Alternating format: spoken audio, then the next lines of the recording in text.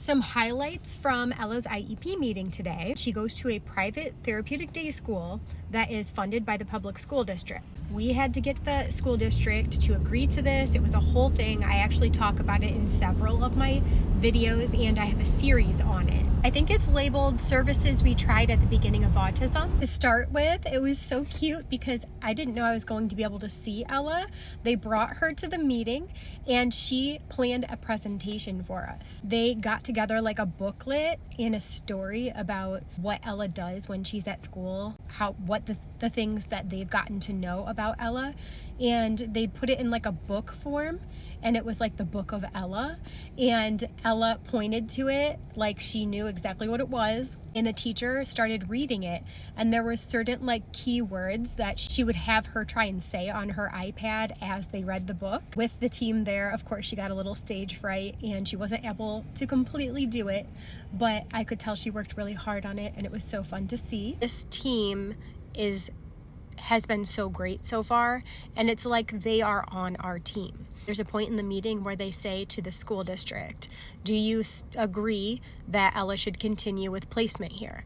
And without hesitation, she just raised her hand. She goes, I 100% agree. Because they have to continue to agree to this year to year. Now there's options where you can be in the general education setting for so much of the percentage of the week. You can be in therapeutic placement for a percentage of the week. They can agree that you go fully back into general education.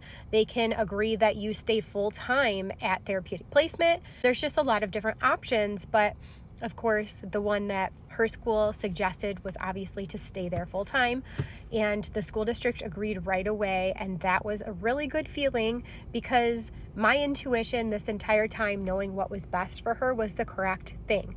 And after the school district left, I got to stay and talk to her team at this school for a while, and I just said like how they had to agree to that. Is it pretty general that in most cases they will for most of the students here, or if Ella continued to present in the same way, that they will just continue to agree?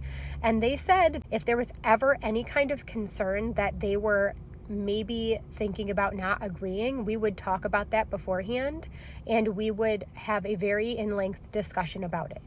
They said I would never be caught off guard with that information. They are trying so many new things for Ella. What I like is at home, it's a completely different environment than at school. At school, she's getting the exposure to the group setting, to the other children, to other adults. She has a one-on-one, but she's given all the sensory breaks she needs. At home, she has different sensory needs than she has at school.